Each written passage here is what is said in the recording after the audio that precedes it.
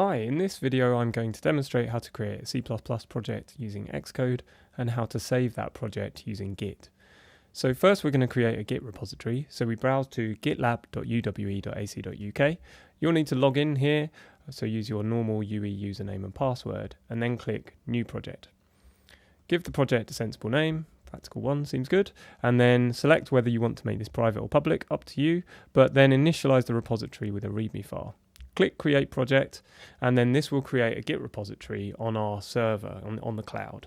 We want to take a copy of this onto the local machine, so we click Clone, and then we copy the HTTPS URL, and then in source tree we're going to go New, Clone from URL, paste the address in here, and then we need to say where we want the repository to go. So we're going to be nice and organized. I've got a folder on my desktop called SDA.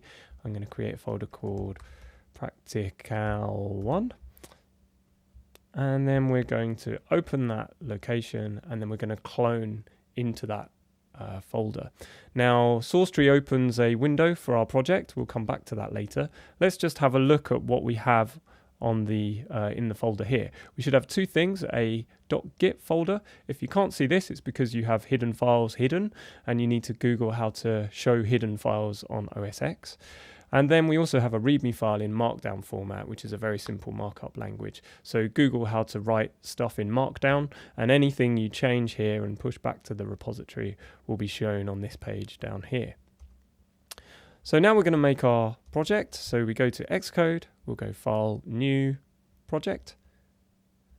We're going to make a command line tool. We're going to call it Practical 1.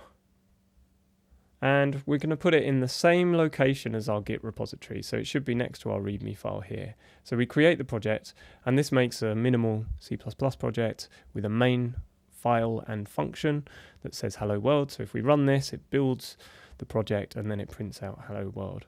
So if we have a look at what we have here, we have a new folder called Practical 1, a build folder with all our intermediate files that are generated during the build. We have the Practical 1 folder with our source code in it, and we also have an Xcode project. If we look at source tree, we'll be able to see all the files that have changed in the repository, and Xcode has generated a remarkable 218 files here, and most of those we don't need because they're generated every time we build. So we need to tell Git to ignore them. So let's do that. There's numerous ways to do this. The simplest is probably to go in Xcode, File, New, File. We want to create an other type of file that's empty here. Select Next. And it's where this file goes is really important. So we want to go to the root of our Git repository, which is where the README file is. And the file we want to create is .git ignore. I do want to create a hidden file, so I use the prefix dot. And here we have an empty text file. And what we can do is put any file or folder that we want Git to ignore listed in here. And we need to make sure that we get this these paths correct. So what I'm going to do is, we definitely want to ignore this build folder. So I'm going to right click, hold down Option, and I'm going to copy this folder as a path name. And then I go back to Xcode and I'm going to paste it in here. Now, all the paths need to be relative from the root of our Git directory. So that means everything in the path before Practical 01 can be deleted. And then if I save this and we go back to source tree, most of those files are now excluded from the repository. There's a couple others that we want to ignore, all the user data. So let's go and get one of those. They're actually inside the Xcode folder, so we can show the package contents. And then we're going to do exactly the same thing. Right click, copy the path name. I'm going to paste it in here. Now there's actually a couple of user data folders, and I'm going to put a star before this to ignore all of them. So now when we go back here, a few more files are removed, and all that remains are the essential files that we want to add to our repository. So to do that, I'm going to put them in the staging area up here. I'm going to add a commit message, so I'm going to now commit my changes to the repository. So adding Xcode project, not project, and then I'm going to commit. Now this commits to the local repository, and we want to sync this with our remote repository on the cloud. So to do this, we hit push and then OK, and this pushes everything back to the server.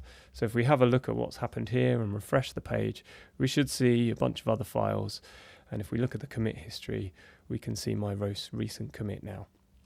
If I want to make another change, say I want the project to say hello Tom, I can save this, let's run it just to check it works, and indeed it says hello Tom. Let's go back to source tree, and we can see the single change that I've made, the file main.cpp, and within that file the line that's been edited. So I can now move this to the staging area again, commit, so let's put this in the exact format. So these commit messages are just to help me in the future, so I know what I did. I again commit and push. And back on the GitLab page, we can see this commit now added. If I click on it, we can see everything that was changed in that commit. And we can also view this history in source tree. So you can see every single commit, the files that were changed, and within those files, the lines that were also changed. And that's it.